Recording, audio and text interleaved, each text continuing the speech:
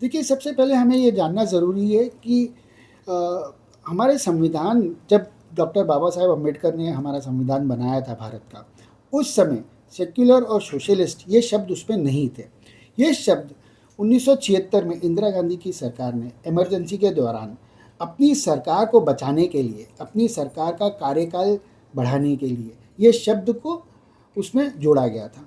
अब अगर उस समय उनको लगा ये जोड़ना ज़रूरी था, तो आज हमको लगता है कि ये इन 2 शब्दों की हमको ज़रूरत नहीं है, क्योंकि अगर आज हम देखेंगे, मोदी सरकार जिस तरीके से काम कर रही है या योजनाएँ निकालती हैं, वो किसी धर्म या जाति के लिए नहीं निकालती, हमारे देश के नागरिकों के लिए निकालती है, जिसके अंदर सब जन हैं।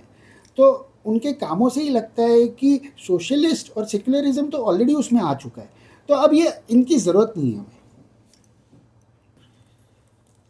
बागेश्वर बाबा ने मेरे हिसाब से एक विचार प्रकट किया है, जो हम सब हिंदुओं को, जो भारत में अंदर, भारत के अंदर रह रहे हैं हिंदू, जो भारत के बाहर हिंदू रह रहे हैं, उन्हें ये सोचना ज़रूरी है कि आज पूरा विश्व हिंदुत्व को किस नज़रिए से देख रहा है, किस तरीके से देख रहा है।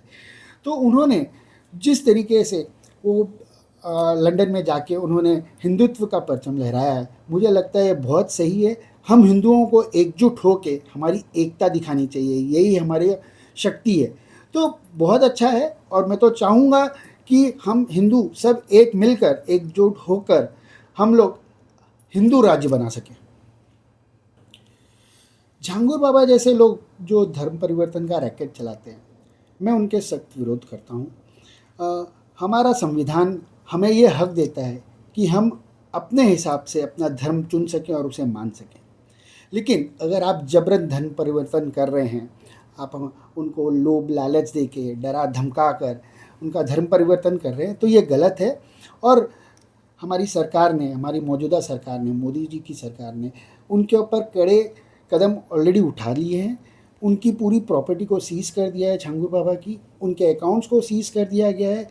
और मुझे पूरा यकीन है कि मोदी जी के होते हुए हम ज़रूर झांगुर बाबा, जो मेरे ख्याल से शायद एक बहुत ही छोटी कड़ी है, कड़ी जोड़ जोड़ के हम उनके मेन तक पहुंच पाएंगे। और ये धर्म परिवर्तन जो अवैध रूप से किया जा रहा है या डरा धमका के किया जा रहा है, उसको रोक पाएंगे, ताकि भविष्य में हमारी बेटियां, हमारी बहनें अपने आप को सुरक्षित महसूस कर सकें। और उनके साथ ये जो धर्म परिवर्तन के नाम पे जो गलत काम किए जाते हैं उनके साथ, ये सब उनको नहीं झेलना पड़े। आज का नागरिक शिक्षित है, वो समझता है, जानता है, उसे दिखता है। मोदी सरकार ने सिर्फ भाषण नहीं दिए, अपने भाषण में दिए हुए जो प्रॉमिसेस थे उनको पूरा किया हुआ है। मोदी सरकार ने जिस तरीके से गरीबों को मुफ्त राशन या कम पैसे पे राशन देना, या स्कूल या शिक्षा प्रणाली को सही करना, या हम बोलेंगे लॉ एंड ऑर्डर को ठीक करना, या युवाओं के लिए रोजगार, नए रोजगार बनाना, या तो फिर व्यापारियों के लिए आसान ऋण लोन देना, या व्यापारियों को नया व्यापार चालू करने के लिए आसानी से उनको कोई तकलीफ़ नहीं हो तो वो चालू कर सकें, उसके लिए योजनाएं बनाना, ये सारी चीज़ें लोगों को दिख रही है। और लोगों को दूसरे तरीके से देखेंगे तो, अगर आप देखें अभी जो हमले हुए थे उनका, हम जिस तरीके से पहले भारत चुप रहता था, कुछ नहीं बोलता था, डेमोक्रेटिकली खेलता था, आज हम वो नहीं है। आज हम ये बता रहे हैं कि अगर हमारे साथ गलत होएगा तो हम उसका जवाब देना जानते हैं।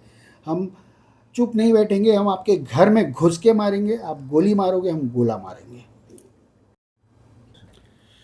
देखिए, सब मैं तो यही कहूँगा, हर प्रदेश की अपनी भाषा होती है और लोगों को उस पर गर्व होता है। लेकिन आप भाषा को लेके अगर वाद विवाद करें, या आप लोगों को डराए धमकाएं, मारे पीटें, ये गलत है। मनसे ने जो ये काम किया है, जहाँ पे लोगों को बोला है कि मराठी नहीं आती तो उनको थप्पड़ मारें, ये बहुत ही गलत काम है। भाषा आपको जोड़ने का काम करती है, भाषा दिलों को जोड़ती है। जब लोग नहीं समझ पाते, लोगों की अलग अलग भाषा होती है, लेकिन फिर भी टूटी फूटी से वो समझते हैं। तो भाषा आपको दिलों को जोड़ने का काम करती है, ना कि आप भाषा को लेकर लोगों के बीच में दरार पैदा करें, दीवार खड़ी करें, उनको मारे पीटे, डराए धमकाएं। आज देश को अगर उन्नति करनी है, बाहर से लोग आ रहे हैं, दूसरे प्रदेश से लोग आ रहे हैं, तो सब कुछ सीख के नहीं आएंगे, यहाँ आके धीमे धीमे सीखेंगे, हो सकता है। तो उनको रहकर उनको वो एक वातावरण देना यहाँ के लोगों का कर्तव्य बनता है।